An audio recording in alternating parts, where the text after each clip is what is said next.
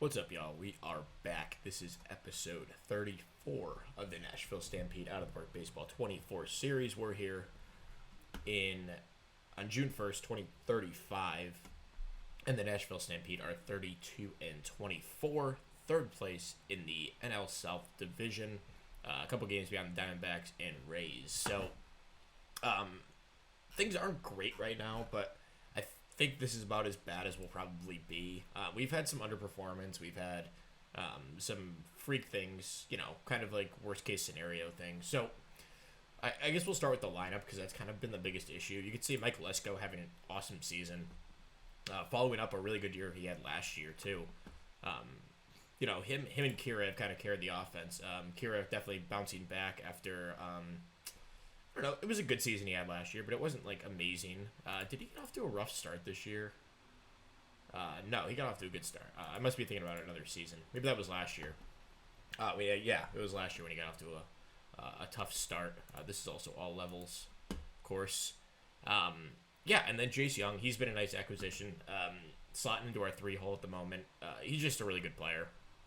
I don't feel great about him being our third best hitter, but if he's a piece in our lineup, I'm totally cool with that. And Valdez has been, not quite as good as he's been last year. He's still above average hitter. This is kind of what I'm saying. I think this is probably the worst our team's going to be. He has lost a little bit in his ratings. I'm not sure. This has been happening a lot with my team. Like, over the past 6 months, he's lost 10 contact potential and 5 current. So, we've had a lot of guys kind of drop off offensively. I'm not sure what that's all about, but it could be our manager's not good at handling aging or something, but I guess we can only, whatever. We do what we can do, I guess. We did hire a new manager, so maybe that makes a difference. But yeah, then Aiden Harris, he's been fine. I mean, he's a part-time player at this point. He's not killing us. He's not helping us, really. But then John Becerra's only been up for a little bit. He's been okay. Amazin's been good when he's out there. The defense has finally ticked up a little bit. And that he could probably be a starting catcher at some point. He's not at the moment, but that's mostly because I'm trying to get this guy, Danny Hazelring, who was crushing AAA this season so far, and I've called him up, and he's got some big potential offensively. Former 4th-round pick just a few years back, already with the Major League squad. And then Yusuke Tanaka, this one's been disappointing, but it looks like it's getting better. So he had just a miserable month of April, a 48 WRC plus, and May, it wasn't amazing, but definitely an improvement. He's still striking out way too much. But, things are looking up. He's been on a nice little run. You can just see his recent box scores.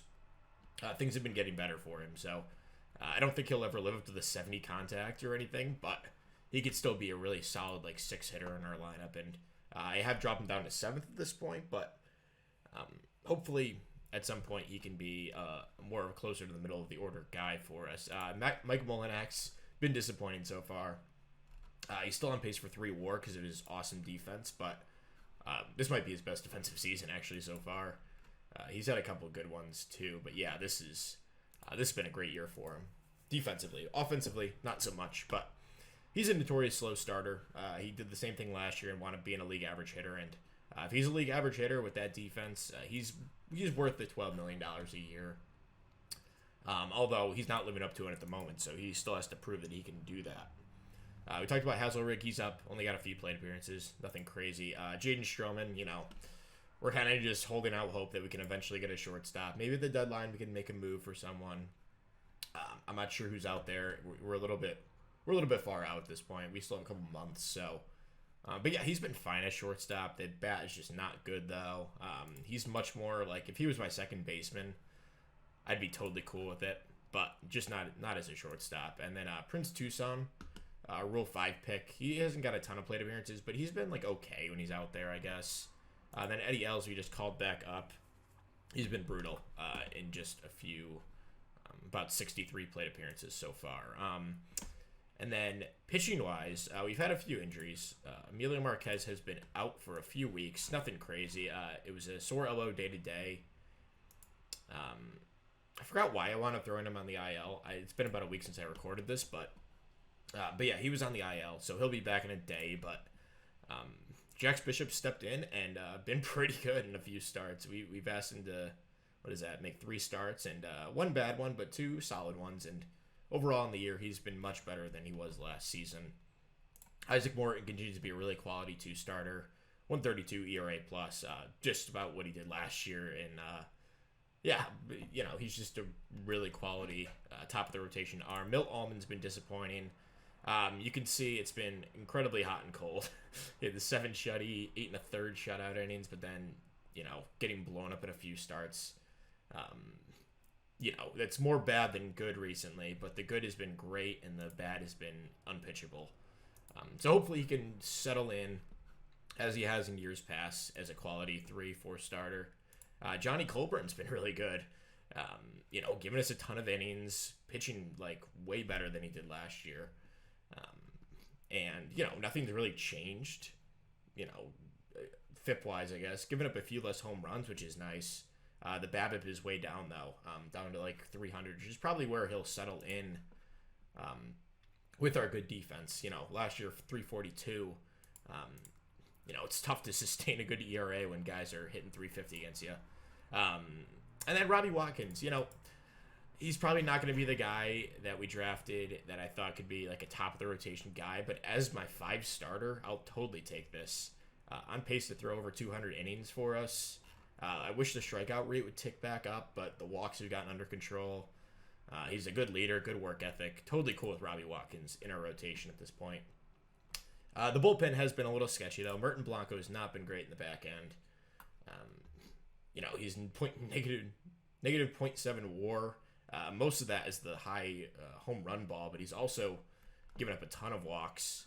I'm not sure what's going on with him. Hopefully he settles in. Again, this is probably the worst outcome that is possible for him at this point. So I project that he'll probably figure it out moving forward. And then Grant Hollowell, kind of same story, but for different reasons. His underlying peripherals look fine. Maybe a few too many home runs, but besides that, the high BABIP has driven his ERA to 4.91, even though his FIP is 2 full runs less, and then his Sierra is microscopic at 2.16. So again, these guys probably worst case scenarios so far this season, and the rest of the bullpen has held up fine. That we've been able to ride out this storm, but Dave McCrabb's been really good. The strikeouts have ticked down, but it's small sample size. You can't really look at that stuff until the end of the season, really, or at least the halfway point in the year. But it's funny, our starters are throwing so many innings that our bullpen isn't really being used. So you see, like, Blanco's throwing 48 innings, on pace to throw 81. Like, that's a lot, but Mendoza's been up with the team all year. He's only thrown 9 2/3. So we're just not having to use these guys a ton, which is, ideal for us because the bullpen has been an issue and the starters have been good. Yeah, so Mendoza's been good when he's out there. Hasn't pitched a ton. Dan Miller's been up and down. Pitched well in AAA, but he's back up with the team. Marquise Grissom, same story as Mendoza, not throwing a ton. And then Emmett Sheehan has been used a lot, mostly in multi-inning roles, which I love, that our manager's deploying him like that. But the strikeout rate is interestingly low. I'm not sure what that's all about, but hopefully that comes back to his mean, more of what his career averages are. And then Blake Townsend's been bad, but small sample size, high home run rate, walking way more guys than he ever has. So I think he'll be fine. That's basically to say that the pitching has been underperforming, but it looks like it'll be good in the long run. And we're set up in a position that we can make a run at any point here. So, once we get Marquez back, that pushes Bishop to the bullpen. And then, we're good to go pretty much. So, we'll update in July, probably around the draft. Then I'll do draft, trade deadline, and then in this episode, we'll also go through the end of the season and do playoffs. If the playoffs take a while, maybe I'll put that in the next episode at the off season. But we're going to try to go through the whole season this episode, so stay tuned. We'll be right back. I started moving forward. I'm a day later, but I realized I glossed over a ton of stuff. So Emilio Marquez has been having just a sensational season in his 9 starts. He has missed a few recently, as I mentioned, but 1.53 ERA. The strikeout to walk ratio is the best he's ever had in his career, and it's always been fantastic. So just a complete stud. I should also mention we have a couple guys who have been up with the team and got hurt. So Jung-Hoo Lee, we signed him in the offseason to a pretty sizable contract here. But yeah, he was playing pretty dang well. About a league average hitter, but things were looking much better recently. You see his April was pretty rough, and then May was smoldering hot, got hurt.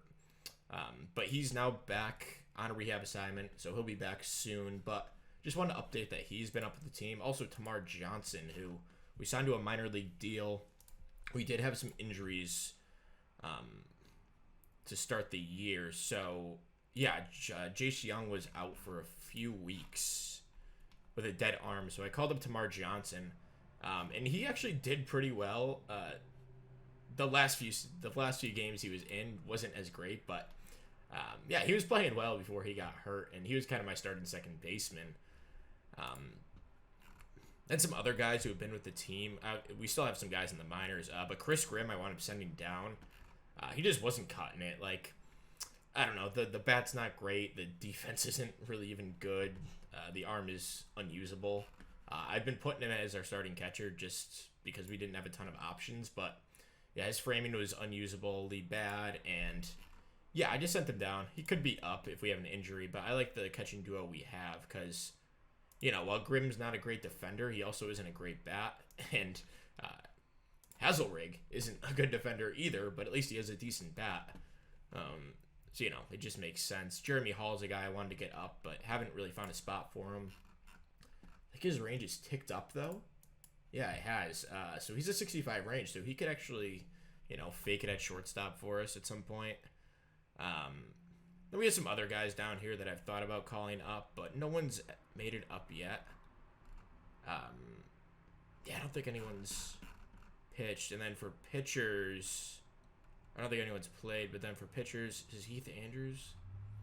No, we've had pretty good health so far, actually, so we haven't had to go to our minor leagues. So, yeah, just want to update on that. We'll go through prospects and how they're doing at midseason, just because really small sample size and everything. So, we'll be back for real this time. All right, so we're here at the time of the first-year player draft. Just going to go over a couple quick notes. So, Milt Almond was just so bad starting, so I moved him to the bullpen. He's made 2 appearances there.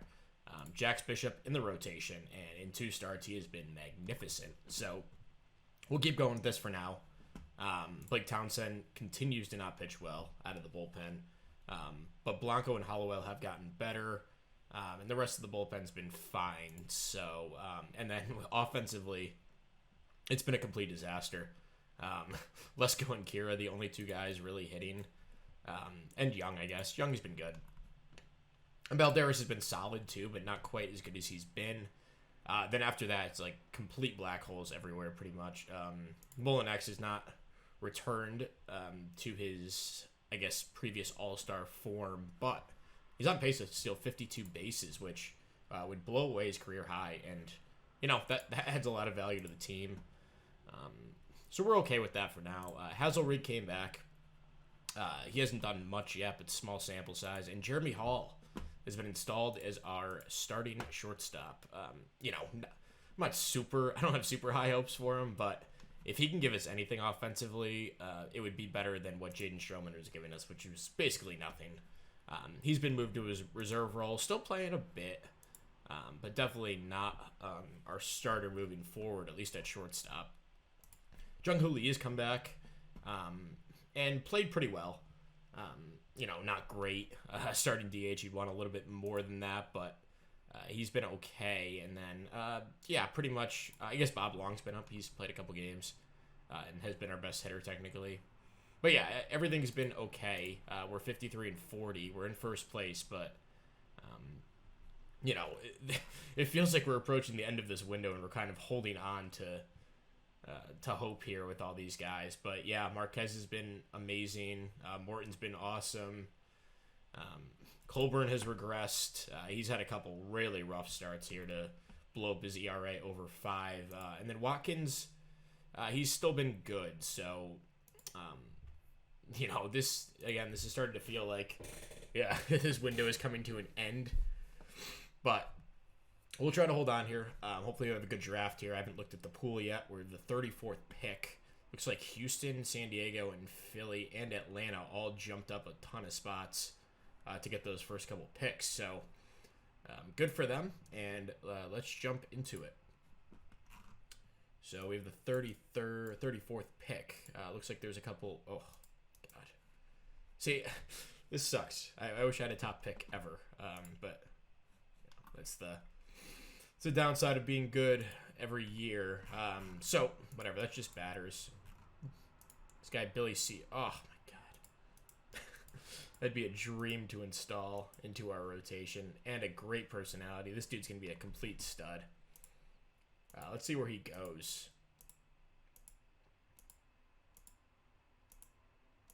Wow. I mean, they got him at the 12th pick. Tigers. Dang. It's a heck of a pick. So we'll go to ours, see what's there. I'm probably only going to go through the first pick, then I'll update afterwards. Jake Hall's really interesting. High floor and pretty decent ceiling. I really like him. We've gotten pretty pitcher heavy in the past few years, and I mean, I guess I should look at my farm system. I always draft best player available, but if there's a lot of good guys, and we have a surplus of certain positions. So yeah, we have a ton of pitchers, kind of at the top, but then yeah, we have this, stud catcher, pretty good corner outfielder, but a lot of bust potential with those two guys, and then a bunch of pitchers after them. We have Pineda, who was an international guy a couple of years back.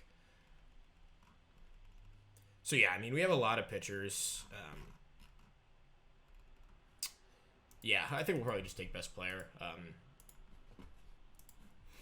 So, okay, I'm going to cut out here now that we kind of got to look at what this pool has to offer. It looks like there's a lot of high floor guys like Ken Grice. This reminds me a lot. This reminds me a lot of Eddie Els, who should update on because he is no longer with the team. I wound up trading him off camera. It wasn't like a huge trade or anything, but I picked up a pretty interesting arm, I think, at least. I think he's in high A. This isn't him. He's a 25-year-old. Let's see. Where the heck did I put him? Oh, here he is. I got this guy, Jake Dinkins. It was a 1-for-1 swap, him and Els. So, this is a really good arm. But he's not going to pitch in the majors currently. He's 25 already, almost 26. So it was kind of a spare parts trade. I'm hoping maybe we can tap into something, get the control up to 35. Maybe the movement ticks up. Then he could be a legit arm because he has the stamina to be like a lockdown, like back of the bullpen, like multi-inning guy. But the control and movement are not guaranteed. So. Not guaranteed to improve, and he has had walk issues throughout the minors, but pitching well in a couple games so far in Double-A. I'm actually going to move him to a reliever. I'm not even going to try the starter thing because I just don't see it happening. So yeah, we made that trade, nothing huge, and then we made one more trade. I guess I can go to my transaction log. That's not for the team though. Hold on, 1 second. We have logs. Okay, this is just a few. We're in July, so probably back in June. Yeah, so we made 2 trades on that day. So then we traded Tamar Johnson, who was up with the team for a bit. He was coming out for rehab assignment. I didn't have a spot for him. So we flipped him for Ken McGinnis, who incredibly interesting guy. Great catcher ability, no arm. But the upside to be a good backup catcher. I have him in high A at the moment, so we'll see what he winds up doing. But, just want to update on that. We'll come back with the draft results in just one. I don't know why this isn't letting me click. It's obnoxious. Okay, we'll be back in just 1 second. All right, so I made a decision. I've been getting kind of cute with making, not just taking the best guy potential-wise, but this Tucker Southhorn guy. He's a high schooler, but has a good floor already. He could probably play an A. I'll start him in rookie ball, but I'm not going to make this harder than it needs to be. He's a good leader, has good speed, good defense. That takes up to a 70. He's a center fielder. So he also has some infield rating, so I guess he can hypothetically play some infield. He's durable. And, yeah, it was between him or, like, Jake Hall, who, not quite the upside, and then Ken Grice, who I liked. And then there was this other guy that I liked as well. Farther down, Mike Cook. Might be able to get him in the second round, though. Not a great personality, but this guy reminds me of Jeff Ward from the Rockies save. With the really high contact gap power, avoid Ks, and then lower I and home run power. But this guy will probably bat like 340 in the majors. So yeah, I'm gonna take Southhorn though. I love the Southorn. I'm gonna go with. Yeah, I just think that's probably the best pick. So I'm just gonna meet his demand. We'll go to the next round and see who kind of fell. So Ken Grice, I really liked him in the first. He's a lefty with potentially some platoon issues, but not like unplayable. He's 22, good work ethic, so I like that. Then Mike Cook did fall. I'm really intrigued about him. What does the scout say? Yeah, I mean, good speed. I don't. My only issue is I don't know if he could stick at third. That's the one part that I'm a little nervous about. They want me to take Mike Rollo, who I like as well, but he has a lower floor and personality issues, which I'm now starting to understand. I've always understood that they're a big deal, but kind of confirmed by my own discoveries, I guess, and not just listening to what other people are saying, that they do matter. But Ken Grice, I mean, we just took an outfielder. I'm not gonna bank on either, like him working out for sure, but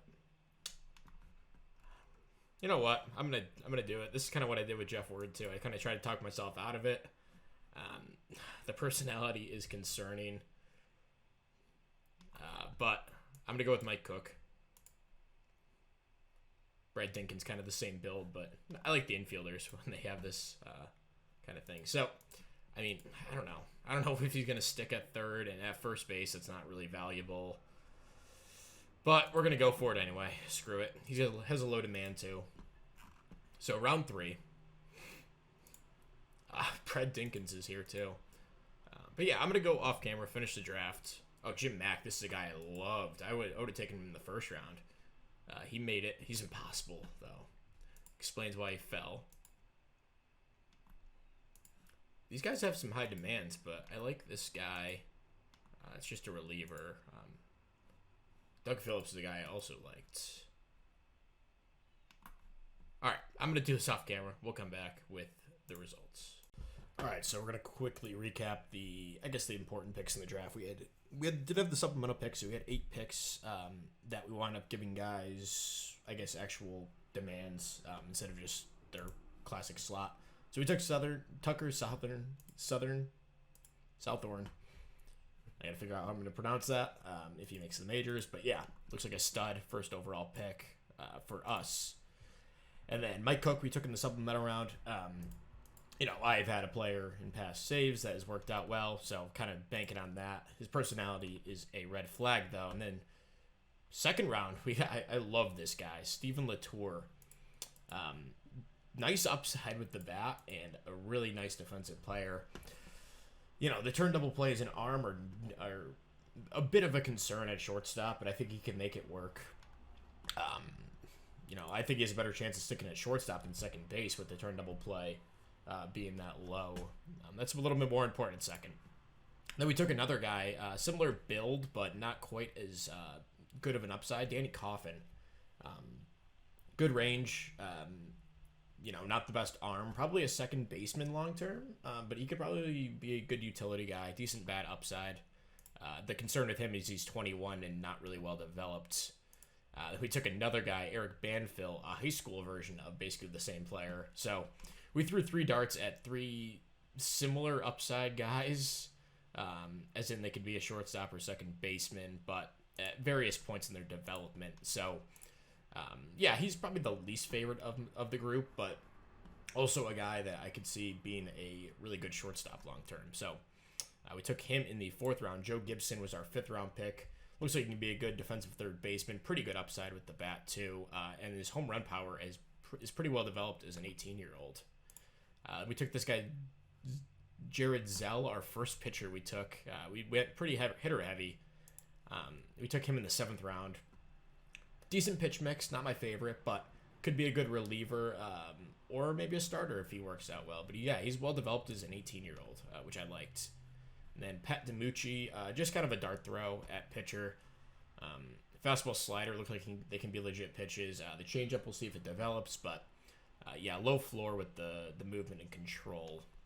So those are kind of the picks that are worth talking about. I mean, obviously we made 20 picks in the draft. Let me see if there's anyone else that is really worth talking about. So this is just a reliever, maybe a starter, who knows. Yeah, we threw some darts at pitchers. This guy's interesting, Rojas. Yeah, that's minor league depth. Decent catching prospect. I like to throw a dart a year at catcher, see if someone works out. Jake Odell's an interesting arm, actually. Greg Shabazz, good personality. Kind of the reason I took him there. I guess Chris Church was interesting as like a minor league depth guy, reliever. Yeah, nothing really too interesting late in the draft. Jim White's actually a decent prospect. But yeah, that's the draft. We'll be back for the All-Star break and go over what's happening at that point. All right, quickly going to jump into All-Star teams and who made it for our squad. Cam Robinson, see there for Cleveland, still kicking, still a stud. Love me some Cam Robinson. And then nothing else. Juan Cisneros, old friend of ours, finally making an All-Star team, his first at age 26. Has emerged as a really good player this season. The rest of his career hasn't been anything special, but this year, a little bit of a late bloomer. So good for them. That was in the trade for Workman way back in the day. And then Emilio Marquez obviously makes the All-Star team. Isaac Morton also makes the team. He's on pace for almost 8 WAR. The FIP's not quite as good, so the actual WAR, or the, I guess, FIP-based WAR isn't as high. But, yeah, he's been a stud. And obviously Marquez has been amazing here in the first half, despite missing a few starts. And then other guys for us, no relievers, which is a bit surprising, but not terribly surprising. We have Kira out here in center field.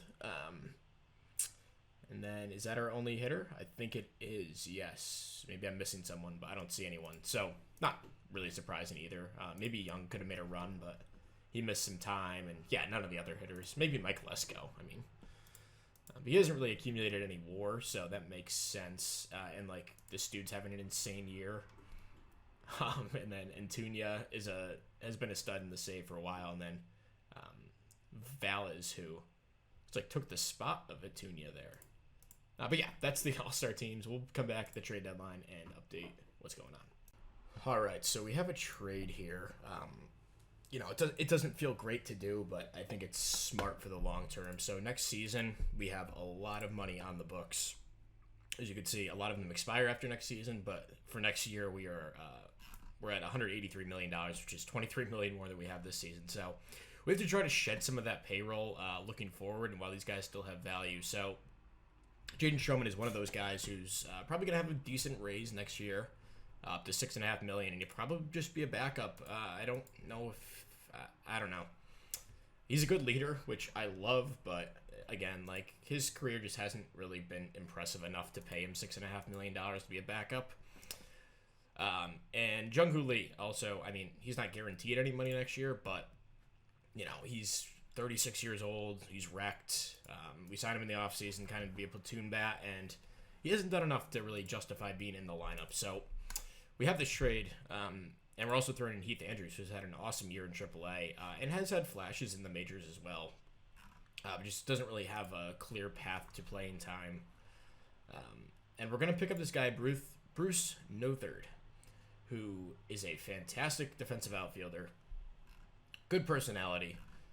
Not as good as Stroman, but good enough that I think he could replace. He's 24 years old, almost 25, and he hasn't developed a ton. but he's having a decent year in New York. He's making the minimum, and yeah, I think moving forward to get the salary off the books and open us up for the future. I think this is a smart move.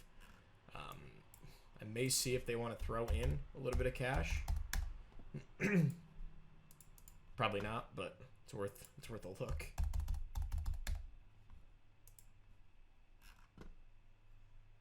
So they'll throw in a little bit of cash for one more guy. So yeah, this opens it up moving forward, and we get a nice backup outfielder, platoon guy.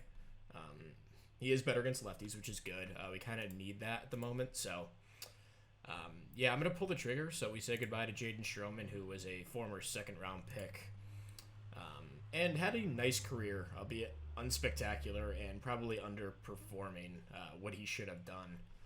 But yeah, he'll go to New York. Hopefully, have a nice career over there. Yeah, the fans are not happy we let him go. Not surprising, but this makes sense for us moving forward. And yeah, we'll see if we can still make this season worth playing, I guess. So we do need a backup infielder. Let's go to the AAA team, see who's doing well down there. Ronnie Mauricio. You know what? Maybe we'll actually do that. What is he guaranteed if he comes up? I think it's actually nothing, so. Or Luis Ravello, who I like his defense. But let's go with Mauricio. He's actually could be a nice player for us. So I'll set the lineups and everything, come back, and we'll update what's going on closer to the deadline. All right, so we're just about at deadline day, and this is not a flashy move by any means, but we're going to be giving up Ricky Alloway. Kind of minor league depth. He's been chilling in AAA, AA the last few years. And we're going to pick up Carlos Correa, a shell of what he used to be. Of course, he's had a fantastic save. Even just going back a few years, like he was a MVP guy. Did he ever win one? I don't know if he did. But either way, yeah, he's not that player anymore. But I need someone that can kind of play some shortstop and be a backup infielder. He's a great leader. I think he might be a captain, actually. But even if he's not, he's a good leader, good work ethic, good guy to have in the clubhouse. So we're gonna make this trade, and he'll be added to the active roster. And yeah, the fans love that. I kind of figured they would. So where does that leave us with our team? So this is kind of what I'm rocking with for lineups. A lot of platooning, especially in the bottom of the order. Oh my god, I just saw this. Oh my goodness. Let's see what that is. Every freaking year, man. But yeah, Ronnie Mauricio stepped in and had a couple nice moments, but he hasn't been anything special. Tanaka still hasn't really hit. He's been playing some first base, some third. And we have Aiden Harris, who's kind of been the best of the bunch, but nothing special either. So we'll probably wind up sending down Bob Long, but he's actually been kind of okay. Northern hasn't been anything special so far, but we are going to send down Bob Long to clear up that roster spot for Correa. I'll set the lineups and everything, but yeah, that's going to wrap up the deadline. I think the pitching's in good shape. I looked at some other starters. I looked at Alek Manoah, but he's not the pitcher he used to be. But I kind of like Jax Bishop. He's had a nice year, and I want to let him ride it out. We also have Almond. If he improves, he can step back in. But I don't know. I haven't given up hope on him, but he's just had a lost year at this point. Townsend needs to get better. But besides that, I think the bullpen's in good shape moving forward. So we're going to pause here. I'm going to pause here, and then we'll come back sometime in September in this episode, and maybe sometime in August. I don't know, but we'll be back at some point in just a second. All right, back a lot sooner than I thought. We're at deadline day, and Kira went down with his obligatory end-of-the-year injury, 6 weeks, sprained knee. He'll be back before the playoffs, thankfully. Prendy no setbacks, but yeah, this is our last year with him, and I don't know what he's looking for an extension, but yeah, I don't know. He's kind of on the decline. Like he's lost some ratings over the time that we've had him.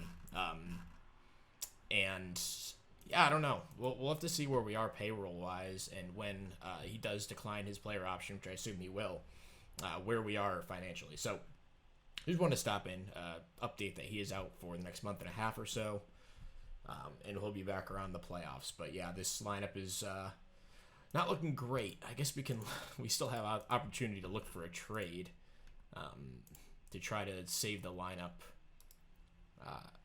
Let's see what this Dean Moss is. An interesting guy. Yeah, they want a bit for him. I mean, I don't mind where we are. I think we can make it work with this lineup for now. We just have a ton of platoons. As you can see, this lineup is like nothing similar, righties and lefties. So yeah, we'll have to see if we can make this work and hold out hope that we can make it to the playoffs with Kira and yeah, hopefully, win a World Series for the first time in like almost a decade. So we'll be back sometime in September probably. Okay, so we're back September 4th.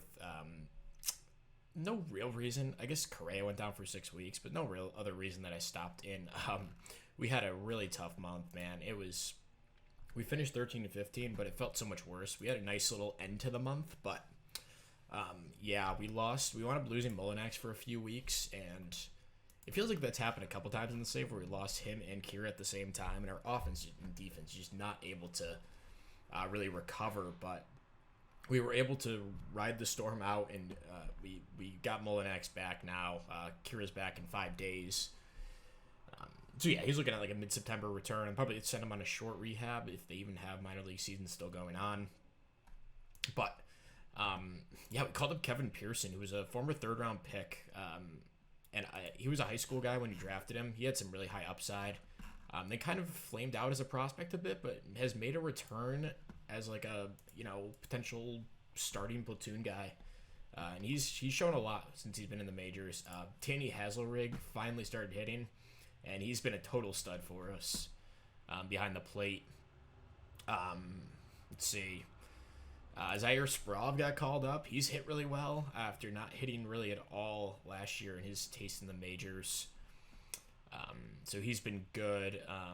Tanaka is now not starting. He's been so bad. I just can't keep running him out there. Jeremy Hall's been bad as well, but at least he's a good defender over at short.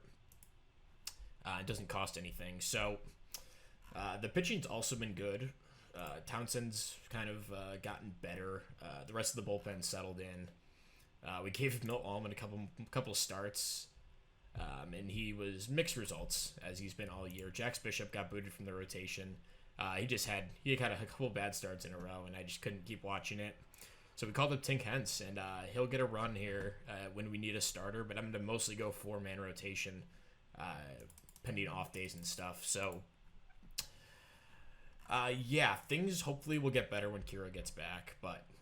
Yeah, the offense is 10th in runs scored right now. We're 3rd in runs against, and the starters ERA is 5th. That's pretty much held down by Marquez and Morton here. And Watkins has been fine, but Colburn's, yeah, he's not been great. He's still a fine 5-starter, but we need something more out of him coming down the stretch here, especially because he's kind of in line to make a playoff start, depending on how Hens pitches and, maybe we do some bullpen games or something, but yeah, he might have to make a playoff start for us, which I'm very nervous about. But yeah, we're trying to finish up a sweep against LA here, which would be pretty big for our playoff hopes here, and we do 5-2 victory, and Robbie Watkins pitches well, so that's good to see. But yeah, we'll hop back. If it's close coming down the stretch, we'll jump in and kind of go through the game by game, and then we'll hit the playoffs if we wind up making it, which we look pretty good.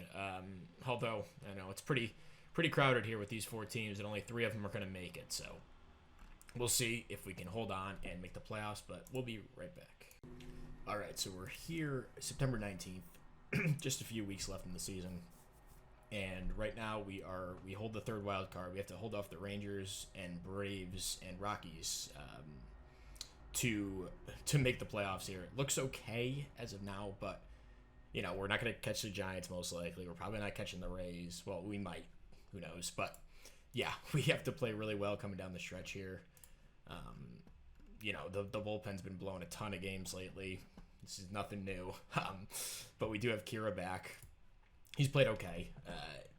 We could use a little bit more out of him, but yeah, we just kind of have to make the playoffs and hopefully something good happens. But yeah, had to call up Deshaun Eiffel. Jeremy Hall went down with a torn thumb ligament for about a month. So Eiffel, he was kind of the next guy up, former 4th-round pick. Hasn't really hit in the minors, but he has a decent glove, and we don't really have any other options. Yeah, there's not. I mean, we could have called up Bastidis, but he doesn't really have great defense. Aguns is more of a third base type, although he's not bad either at shortstop. But yeah, there was really just nothing else. Ravello, I guess, is a good defender, but can't hit anything. So yeah, we have to try to make the playoffs here with a ragtag group. So the schedule, we have Texas, who we're fighting against to make the playoffs. That's a huge series. And then we finish in Houston, who is not having a good year. They're already eliminated. So yeah, let's see if we can finish out this Kansas City series. They're one of the worst teams in the league. And see if we can take the last 2 after losing game 1. So we win 3-0. Big win. Here's a couple RBIs. And a really good start by Morton. We needed that big time. So looking to take 2 out of 3 here against Kansas City. This is a huge game. And we do 13-7. Big offensive day for us. Eiffel's filled in valiantly at shortstop so far. Kira, big game. We needed that. And Tahara, this guy, a minor league free agent signing, has played in AA and AAA this year. Hit really well at both levels. So I gave him a call because we need some offense. And in 6 games, he has answered that call and been a huge part of the team. I would have expected that out of Tanaka, but Tanaka just is horrible for some reason. And yeah. So, like I said, we're going to try to go to a 4-man rotation, but do we have more off day? Okay, so we have an off day, so we can squeak out the 4-man rotation to end the year, I think. Although the series against Houston might not mean anything, depending on where we stand at that point. Looking at wild cards, we are a game up on Tampa for the second wild card. These guys are tied, so only one of these guys will be the wild card. But yeah, and then the Rangers are 2 back of the Rays, so 3 back of us. So big series against Texas here. This could determine, if we make the playoffs or not. So got to at least take 1 out of 3 here. We'll have Tin Kent on the mound in game 1. He's on a 60-pitch limit, I think, right now. We win 3-1. Huge victory there. And that might have solidified our spot in the playoffs. Aiden Harris playing some shortstop because we just have no other choice. And Hentz was good in his starter role. And then Allman, Crab, and Blanco close it out. So Johnny Colburn in a huge start.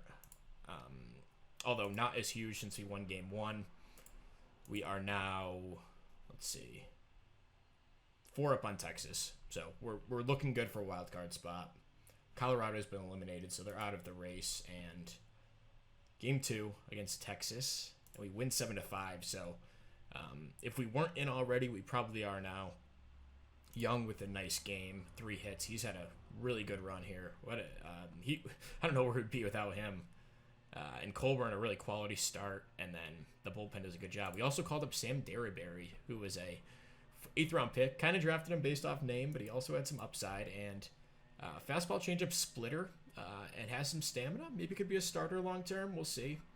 But he just made his major league debut after pitching only 5 games in AAA. I thought he was ready. So looking for the sweep of Texas here. That would almost certainly put them out.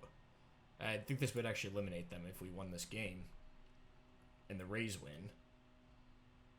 And we lose 3-2. That's okay, though. We're still in good shape. Marquez, a couple bad starts here down the stretch. He might still win Cy Young. He's on pace to throw 200 innings, but we'll see how that all plays out when we hit the offseason. And, okay, a couple of retirees, whatever. So Texas still in it, technically. We just clinched a wild card spot, though, so we're good. We are currently the second wild card. We still want to get that good positioning. So these games are kind of important, but I'm not going to throw, like...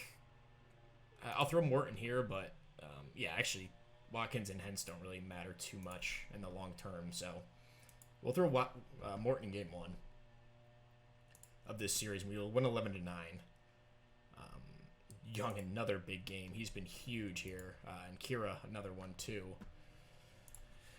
His numbers on the year look really good overall. And Aiden Harris has had a nice stretch here as well. And Eiffel, another hit. So Morton, not a good start. But he's through 215 innings this year.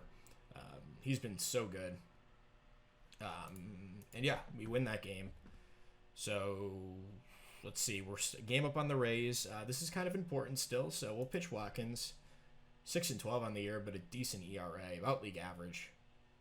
And we lose 8-7. Ouch. Looks like we had a nice little run here, but not sure what happened there. I feel another hit. He's been good. But yeah, Watkins had him on a short leash. But Allman and Townsend, not good. I don't even know if Townsend makes the playoff roster at this point. He's been so bad. Then Blanco blows another save. He's overall been okay this year, but there's been a lot of blown saves for him. And Derryberry pitches well. It's good. Yeah, we'll pitch Hentz here. Not a huge game, but we would like to win and get that second wild card over the Rays. And we lose, but Marquez wins the pitching Triple Crown. That's sweet. 92 victory, or 92 loss. Hentz not good. Bishop not good. That's sweet. That's so cool for Marquez. So that was wins, ERA, and strikeouts. Wins, ERA. Is it innings? Maybe can't be innings. Wins, ERA, strikeouts. Yeah, he must have led the league in strikeouts. There you go. So hopefully he wins a Cy Young. Has he won one with us? 2027. No, he hasn't.